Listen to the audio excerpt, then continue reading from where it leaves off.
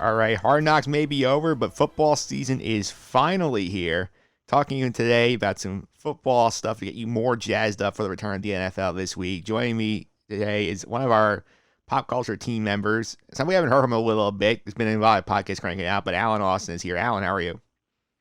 I'm good, Mike. How are you? Doing good. I got to say, I'm very excited to see football back. As am I. I know when we spoke about baseball, we were kind of tempered by the, large cloud hanging over our heads. But I think if baseball's getting through, football will find a way as well. So my excitement level is high.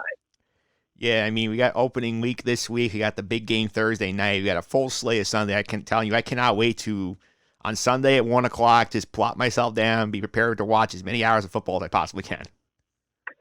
Yeah, I'm a YouTube TV subscriber. Just found out we're getting NFL Red Zone. Big news. That's massive news. Red Zone is a game changer, especially if you're playing fantasy football. Absolutely. Yeah, I watch my Jet game local, but like a lot of times I will go to the Red Zone in the commercial breaks and in the window they're not playing. I'll go there a lot too. I'm a big Red Zone guy. Yeah, and I'm a Giants fan, so this Sunday I usually solely watch the Giants when the Giants are on, but we got the Monday night opener, so I will be locked in the Red Zone this coming Sunday. Who's got it better than you, man? 7 hours of Red Zone, not having to worry about how your team is doing.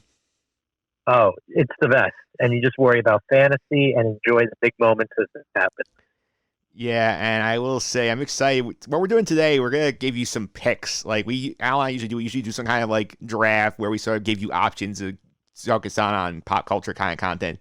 Today, we're doing it all about football, basically. We are talking about football, TV shows, football movies, anything to get you more psyched for football. That's what we're here to cover today. I'm excited, and then we're going to do a little draft. Am I correct? Yes, we are. But before we get to that draft, one thing I talked about is obviously Hard Knocks came to an end this week. The All or Nothing Amazon show, the one I told you about the last time you were on here, we did a draft, and one that follows a team throughout the year. I'm assuming they're going to start doing that. So who do you think should be that team we follow through the season? Who do you think would be the most entertainment value? Now, I have 4 here, and I figured this would be more of a discussion than general pick one. Now, as a Giant fan, I don't think they are the most exciting team. So there are 4. One is the Washington football team. Would love an in-depth look at how they're handling stuff behind the scenes, see how they react to Ron Rivera's cancer diagnosis and how they work through that, and just kind of see an organization trying to rebound itself. So I think that would be good TV. The Tampa Bay Bucks, way more exciting than the Patriots would be. I feel like the Patriots would be a very closed set, so to speak. You wouldn't really get much access. I think the Tampa Bay Bucks would be very exciting to check out. Coming off their Super Bowl win, the Chiefs. And then another team I think would be interesting would be the Dolphins. Ooh, the Dolphins is an interesting one. Why do you think Miami would be very interesting to follow? I think the Tua storyline, him and Fitzpatrick, kind of 2 different worlds you can follow. Kind of and we'll get to this later, the any given Sunday thing where you have the old wily vet and the young hotshot rookie and how they deal with each other. And just that team got a bunch of first round, or they got so many draft picks last year. They're infused with young talent. I think it would be an exciting watch. And Brian Flores, I think, proved himself in year 1, and he'd be a fun coach to follow year 2. Yeah, I think the Tampa Bay Bucks, I think, have to be the top pick on the board just because you got the Tom Brady factor, him going to a new team. They got a lot of exciting players on offense. They have a colorful coach in Bruce Arians, who was on the first season of All or Nothing when they covered the Cardinals in 2015. So he would be fun to have back on. I think some other ones I would like to take a look at the Baltimore Ravens because obviously you have the reigning MVP Lamar Jackson, and you want to see how they evolve their offense this year as they go forward, looking to try and get him a playoff win for the first time. And I think just in terms of like a dramatic storyline, I think the last ride for the Saints, I think, will be a lot of fun to follow as well because you have Drew Brees basically, he's all but hinted that this is his last year. And I feel like watching them try and take advantage of the window closing, I think will be fun. Especially when Brees, who's like a very storied, Hall of Fame bound quarterback, is coming off a controversy. So it would be nice to see how he handles it, how his teammates are handling it, and just where he goes from here. Yeah, I think in terms of like what's going on, I think this is going to be probably the most interesting season of all nothing to watch, because obviously you'll get a behind the scenes look at how an NFL team navigates playing in the middle of a COVID pandemic. You'll see also how they react to real events happening around them, whether it's the pursuit of ending systemic racism, their reactions to the election. There's a lot of storylines going to be flowing in this season. They're not related to just football. Absolutely.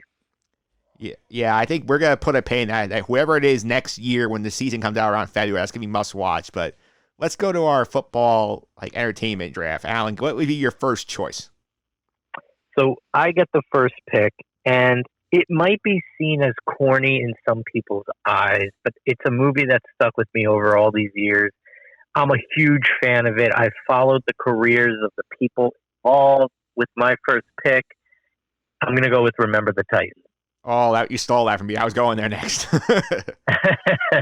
It's too good to pass up. I've got too many memories, and I know we've spoken in the past about 42 and R.I.P. Chadwick Boseman, but 42 was a little bit even more corny with the way it handled some things, and I just don't think it was an honest depiction of those stories. Remember the Titans, I think, dips its toes into the water a little bit more, and I think it handles it in a Disney-fied but respectful and educational way. And other than that, the storyline of the movie, the way the story plays out with Coach Boone and Coach Yost and Gary Bertier and all the other players, hook, line, and sinker, I am in. It is probably, without a doubt, my favorite football movie. I'm right there with you. I love that movie. I mean, my friends and I, like in high school, had an in-joke about the Bertier point when Gary Bertier points at the opposing team. That's always been an in-joke with us, and the storyline is great. It tells a good Disney-fied tale element of integrating a football team in the 60s. I think it was the decade the movie was set in, and very well acted movie, and I love that film. I would always go back to it. It's one of the few football films I do own. Is I own a copy of Remember the Titans. Yeah, and I will say, like, we talked about the Disney-fied, but at the same time, without using overt swear words or really racist tones, they do it in a way where you feel the impact, you feel the harshness of the situation, and they didn't have to go to that rated R, kind of feel. Yeah, one thing I did really think was interesting about that movie was also the way they use like the coach's daughters to sort of really implement how these are little kids and they're not used to like interacting with people from different races and them sort of growing and becoming more like close to each other. That was also a good way to tell the story. Yeah, that was cute. That was definitely a nice touch for sure. All right, I'm up now. I'll do my first one for you. I will say, obviously, I'm in the football mood. I've been watching the current season of Hard Knocks. If you have not watched it yet, that's my recommendation for you. Go watch these 5 episodes of Hard Knocks. It's a really good story. You get your tease of what the NFL world is like with the coronavirus pandemic. You have a lot of interesting characters between the Rams and the Chargers. Head coach Anthony Lynn of the Chargers has been a revelation on the show. He's been a very deep person. They also have addressed a lot of the real world issues on the show. We saw a Zoom call in the premiere talking about the Black Lives Matter movement. We've seen real life stuff seep into the show and very compellingly done once again. Probably one of the best additions to the show in years. Hard Knocks is my pick for the first thing I would go check out. Interesting. Yeah, I literally haven't seen it since the Cincinnati Bengals season, which was a long time ago now. And the Raiders season last year, I caught bits and pieces, but not enough to say I fully engaged in the show. And it's something I have to just, it's not that I don't want to watch it. It's that there's not enough hours in the day, but I've got to make time for Hard Knocks. It's got to be, it's required viewing at this point for someone like us who loves sports and entertainment. Yeah, I mean, Hard Knocks, to me, the peak was when the Jets were on because the Jets season, I think, was epic with Rex Ryan, all the characters they had on there. But, like, this one has been very, very good. And Anthony, I think the Charger has more interesting than the Ram have personally. But I think both sides give you plenty of compelling content. I remember the Jets episode. There was a line. Joe McKnight, another RIP, unfortunately. Joe McKnight was throwing a tantrum on the field, and Bart Scott had a quip, something like, he's mad that he got a pay cut coming to the NFL. And I just remember that, like, standing out as hilarious. Yeah, that was a lot of good stuff in the Jet one. You had that. You had Rex Ryan's we're getting a goddamn snack. We had the Antonio Cromartie with his trying to remember the names of his kids. We had the shake weights. There was so many good moments with the Jets. It was the Cromartie thing got its own reality show spinoff, so that shows you how impactful it was. Indeed. Where do you want to go with your next pick here? All right, with my next pick, I'm going to go with Friday Night Lights, the television show, not the movie. I'm going with a show that I really, really enjoyed watching, and one thing I loved about the show is that from season 4 on, it does what modern TV shows do in a way, and that's kind of changed the landscape of the world. You go from 3 seasons of these high school athletes, and you go and follow new athletes through the same coaches, but a lot of the characters' lives change around them. Some drop out of the show, and then the ones that come in, Michael B. Jordan's one of them, really engaging, really entertaining, and it's honest because a lot of times, how many shows have we seen where you have high school students that essentially never graduate? Because the theme of the show is they've got to stay in that world as long as possible. And maybe not that they don't graduate, but Friday Night Lights does it in a very authentic way. And so many likable characters. Coach Taylor's a gem. His wife, his daughter, his players, all meaningful characters. And outside of season 2, which to me is not a complete season, especially when the writer's strike happened at the time. Take out season 2, the rest of the show is A work. It's a very nice show. Yeah, I do agree with that. I remember I caught the early season of the show. I kind of faded out towards the end, but like I did appreciate the realism of the show, especially like their ability to sort of move on to certain characters. I do know the tropes of the high school show is sort of keeping the characters around forever. They don't want to move on. I know Glee was a classic example of this, where they kept finding ways to keep the kids graduated on the show. Somehow it didn't really work. Friday Night Lights did a better job with that. And that's what I meant. You know, I know shows do graduate the kids, but there's always some shoehorned way to keep them all involved. You know what I mean? So this did a really nice job of making it that Coach Taylor is the main character, not any of the players, and how the world changes around him, his teams, and his family. Yes, that's true. And I'm going to go to the movie next. I know it's kind of football adjacent because the main character is not a football player, but how about some Jerry Maguire? I think getting a Jerry Maguire movie, you got the iconic catchphrase, "Show me the money." That's what the name of the pick segment is inspired from this podcast. Great movie from Tom Cruise, and "Show me the money," Jerry Maguire. I think it's a must laugh if you see if you want to get a funny but also uplifting like story about that's tangentially about the football world. Yeah, I think you're right. It's football adjacent, but when I think Jerry Maguire, I do think football, so I think it more than qualifies. Yeah, what was your favorite part of the Jerry Maguire experience? The Jerry Maguire experience for me was a long time ago, so I would definitely need to rewatch it with, age appropriate eyes at this point. But the Cuba Gooding Jr. stuff always stood out to me as a kid. The fact that he played for the Cardinals really annoyed me. But I thought when I saw it originally, I really liked it. And Tom Cruise is really good. He's really over the top in it, but in an effective way. His character has so many ambitions and goals. And it's fun to just kind of track along with him and see what happens. Yeah, for sure. And we are up you are up now also. Your last one, where are you going for your last choice? No, with my last choice, I'm going with one of my personal fan favorites as a kid. It's a movie that I might have watched 4 million times, and I'm going with Little Giants. Interesting. Why Little Giant? Well, like I said, when I was a kid, I might have watched it 1 million times. I loved Rick Moranis as a kid. Still love Rick Moranis, although he's kind of out of the public eye now. The fact that the Giants beat the Cowboys in the climax of the game, the underdog Little Giants beat the big bad bully Cowboys with Icebox and a Devin Sawa. That was a very 90s experience that is like a time capsule for me.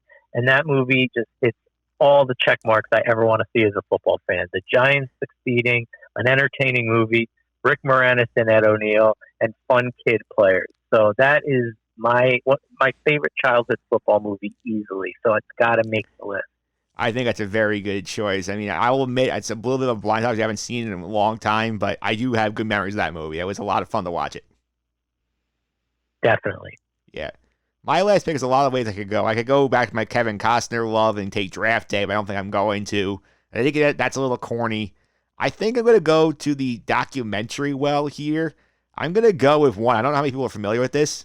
This aired back in 2009. I think it was like an NFL Network co-production with Showtime. It's called Full Color Football, the History of the AFL. It basically is the origin story of the American Football League, the league that birthed us, the Patriots, Bills, Jets, the original AFL teams, and how they forced the NFL merger. I think it's an 8-episode documentary series, and I highly recommend it. It's a lot of fun. A lot of things I learned I didn't know about. I've never seen it. Yeah, it's hard to find sometimes. Like I think I caught the episodes on YouTube, I think about a couple of years after the fact, but I think it is on demand now. So that's one I would recommend if you're in a football historian mood. Okay. Yeah, I thought you were going to go with the league because I know you're a fan of the league, so I'm shocked you didn't go that route. Yeah, well, I mean, I talked about the league last week. I didn't want to have to rehash the same points over and over again. And one that I had on my radar, but I did not see enough of it. Like, I liked what I saw, but to put it on my list would just be insincere, and that's Blue Mountain State. Yeah, that's a good one. Like I said, I appreciate the honesty and the fact that you said you haven't seen it, enough of it. And I'll throw a couple more honorable mentions out there. It's like, obviously, like OJ Made in America is football adjacent, but it's really about OJ, so it's not really one I think that qualifies for this list. I think any of the 30 for 30 like football documentaries, especially the college football ones like the U, are really, really compelling. Or You Don't Know Bo, or the Marcus Dupree one were all very good. And I think in general, like if you like football documentaries, like NFL Network's A Football Life is a good job diving into the stories of like individuals in the league. Interesting. Yeah, I got to check it out more. I see football. I definitely know more baseball movies. We've talked more baseball in the past, especially documentaries. I gotta pick up my slack when it comes to football documentaries for sure. Yeah. Plus, it's like we're gonna keep knocking on wood that they get through the season without any major issues. But like, there's always a chance that something could shut down. And then these are something like I can fill the void while you wait for football to come back. Absolutely. And one thing, back to this season coming up, one storyline I'm paying attention to especially is non-COVID early season injuries. I think they're going to be a lot. And for fantasy owners, they've got to keep an eye on it. And otherwise, the teams are just going to have depth. And depth is going to be so key for these franchises because we see it in baseball. There's a lot of parity. And I think that could be the case in the NFL as well. Yeah, you're telling me. I'm a Jet fan. I'm basically sitting here like watching the whole summer where basically like their receiving core is so decimated. I'm half expecting to get a phone call as they go out the floor and park and suit up in about 2 days. Yeah, it's possible. It's pretty nuts. And I want to thank you for hopping on. Before I let you go, I do want to acknowledge the fact that we do have a Big Brother All-Star draft going on. Like, we did it with you, me, our golf guy Dan Martina podcast, and one of our mutual friends Jorge.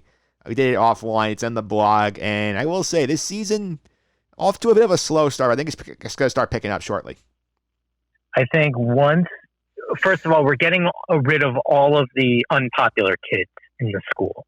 Yes, we're getting rid of all the people that nobody really wants there. As unfortunate as it is, because us as fans, that always happens. We're loving everyone that's getting knocked out. Aside from the way Nicole Anthony played this season, I mean, fans wanted to see Keisha hang around a little bit more, and obviously Janelle and Kaiser are all-time greats in terms of fan favorites, and they're all gone. And it's just unfortunate, but at the same time, when you watch Big Brother, you kind of expect these things. And once this giant alliance kind of starts to self-destruct, and I think it's coming relatively soon, the show's definitely going to pick up steam, and it has to with the cast of characters they have. It just has to. Yeah, I think for me, the thing I'm keeping my eye on here is I feel like there's like a brewing civil war between the Tyler side and the Cody side. I feel like those are going to be the real combatants here. They're going to really drive the rest of the action.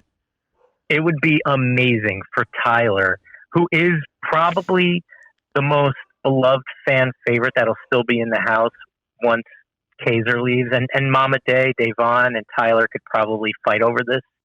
But I think Tyler is probably the most beloved fan favorite. And if he's the one to take the shot at the Cody, Nicole Franzel, Danny group and say enough's enough, I'm taking over this game, that would be ideal. It would be a lot of fun. I will say, I'm hoping the season picks up. I have faith, but we'll see what happens there. Alan, thanks for all the time. I really appreciate it. Before I let you go, thanks for having me, Mike. Before I let you go, how can people follow you on social media and keep up with some of the stuff you're up to? Sure. On Instagram, it's Alan Austin Sports, ALLEN Sports. And on Twitter, it's at Alan_Austin_. That sounds good. You want to talk? Give a little plug for the Alan Austin Show, too. Yeah, the Alan Austin Show on YouTube.